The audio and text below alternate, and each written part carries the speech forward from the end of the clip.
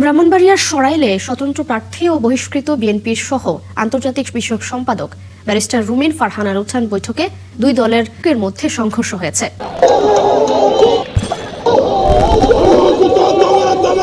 সরাইলের কিছু কিছু সেন্টার তারা হয়তো আগের রাতেই সিল মেরে রাখার কথা চিন্তা করছে। এই তো আর মাত্র কয়েকদিন বাকি ত্রয়োদশ জাতীয় সংসদ নির্বাচনে। কিন্তু সত্যিই কি এবার নির্বাচন সুষ্ঠু ও নিরপেক্ষভাবে হবে, নাকি আবারও পুরনো গল্পের পুনরাবৃত্তি ঘটবে? এই প্রশ্নটা এখন সবার মনে নতুন করে জেগে উঠেছে। আর জাগবেই বা কেন?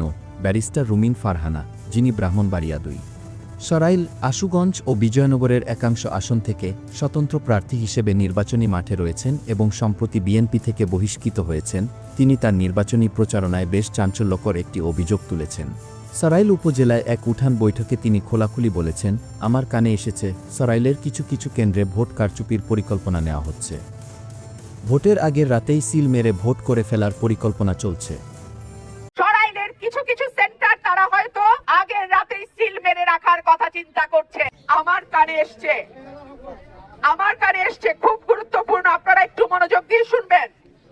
সরাইলের কিছু কিছু সেন্টার তারা হয়তো আগের রাতেই সিল মেরে রাখার কথা চিন্তা করছে। আমি খবর পেয়েছি বলেই কিন্তু আজকে আপনাদেরকে সাবধান করে দেওয়ার জন্য আজকে আমি এই বক্তব্য তুলেছি। আমি পুলিশ, প্রশাসন, মিডিয়া, আমি সকলের দৃষ্টি আকর্ষণ করছি। সরাইল, আশুগঞ্জের ১৫০-র উপর যেই সেন্টার আছে এবং বিজয়নগরের দুটো ইউনিয়নের একটা সেন্টারেও যদি কেউ ভোট সিলায় নেওয়ার চেষ্টা করে, একটা সেন্টারেও যদি কেউ জাল ভোট দেওয়ার চিন্তা করে, একটা সেন্টারেও যদি কেউ দখলবাজি চালানোর চেষ্টা করে, একটা সেন্টারেও যদি কেউ 18 সালে যা হয়েছে সেইটা করার চেষ্টা করে, একটা সেন্টারেও যদি কেউ চেষ্টা করে কারচুপি করার, আমার প্রিয় ভাইরা, আপনারা পাহারাদার হয়ে কিন্তু সেইখানে উপস্থিত থাকবেন। আমার প্রিয় মিডিয়ার সহকর্মী, আমার ভাইরা, আপনাদের সঙ্গে 15 বছর আমি কাজ করেছি। আপনারা সর্বক্ষণ ছায়ার মতন আমার পাশে ছিলেন, আছেন, ভবিষ্যতেও থাকবেন বলে আমি বিশ্বাস করি। আপনারাও সরাইলের প্রত্যেকটা সেন্টার, আশুগঞ্জের প্রতিটা সেন্টার, বিজয়নগরের দুটো ইউনিয়নের প্রতিটা সেন্টার আপনারাও আলাদাভাবে নজরদারির মধ্যে রাখবেন। আমার বাবার সঙ্গে যেই জুলুম হয়েছে কারচুপির, সেই জুলুম যেন 12ই ফেব্রুয়ারি 2026 সালে না হয়, আমি আমার সকল ভাইদেরকে সেই ব্যাপারে সতর্ক থাকবার জন্য আবারও অনুরোধ করছি। আপনারা যতক্ষণ আছেন আমার কোনো ভয় নাই। আপনারা যতক্ষণ আছেন পৃথিবীর কোন শক্তি ইনশাআল্লাহ, আল্লাহর উপর ভরসা করে বলি, আমাকে থামাতে পরাজিত করতে পারবে না। আপনারা 12 তারিখ পর্যন্ত আমার যে ভোটের আমানত সেইটাকে হেফাজত করেন। আগামী 5 বছর আপনার পরিবারের, এলাকার আসনের দায়িত্ব আমি নিচ্ছি। ভোট কারচুপির পরিকল্পনার অভিযোগ এনে রুমিন ফারহানা বলেছেন, কিছু কেন্দ্রে আগের রাতেই ভোট করার পরিকল্পনা করা হচ্ছে, এমনকি কেন্দ্র বন্ধ করে ব্যালটে সিল মারার পরিকল্পনাও করা হচ্ছে। তার এমন বক্তব্য সামাজিক যোগাযোগ মাধ্যমে ছড়িয়ে পড়লে মিশ্র প্রতিক্রিয়া জানায় নেটিজেনরা। প্রশ্ন উঠে, তবে কোন প্রার্থীর দিকে ইঙ্গিত করে এমন অভিযোগ তুলেছেন স্বতন্ত্র প্রার্থী রুমিন ফারহানা?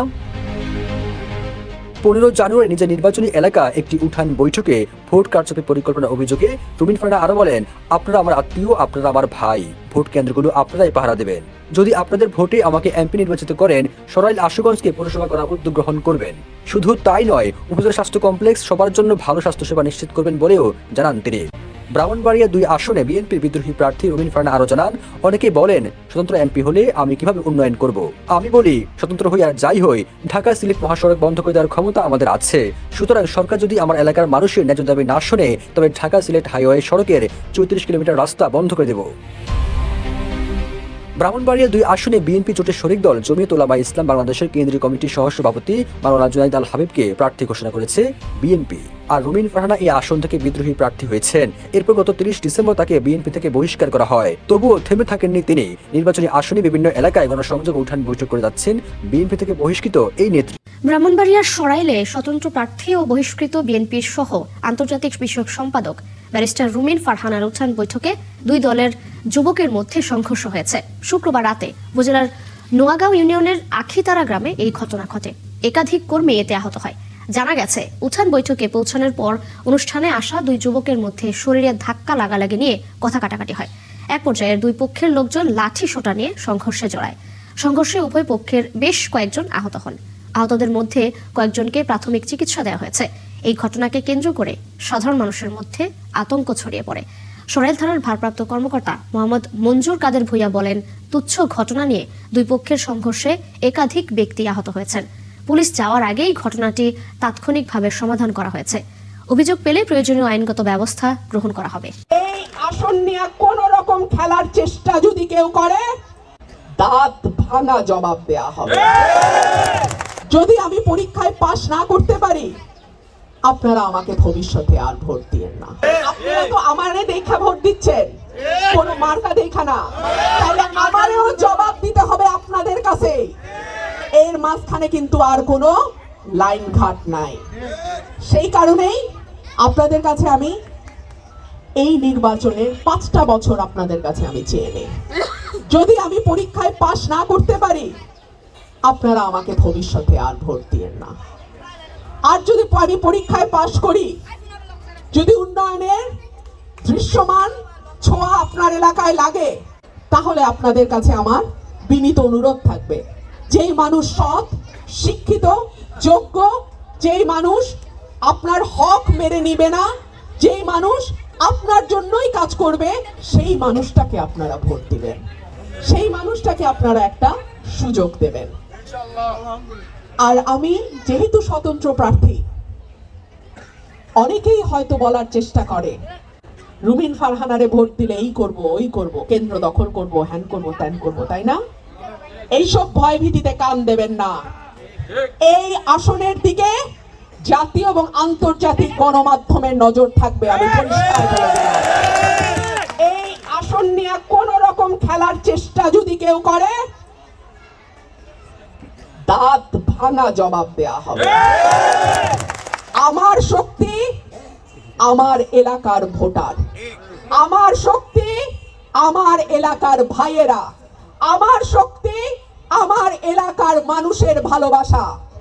এই শক্তি যার সঙ্গে থাকে, কোন শক্তির সাধ্য নাই আমাদেরকে পরাজিত করে। প্রিয় দর্শক, এতক্ষণ আমাদের সাথে থাকার জন্য আপনাদের অসংখ্য ধন্যবাদ। আর হ্যাঁ, ব্যারিস্টার রুমিন ফারহানার উঠান বৈঠকে আচমকা হামলা নিয়ে এবং ব্যারিস্টার রুমিন ফারহানার এমন বক্তব্য নিয়ে আপনাদের কি মতামত, তা অবশ্যই আমাদের কমেন্ট করে কমেন্ট বক্সে জানাতে ভুলবেন না। আজকের মতো এখানে বিদায় নিচ্ছি। দেখা হচ্ছে পরবর্তী কোনো একটি ভিডিও নিয়ে। ধন্যবাদ সবাইকে।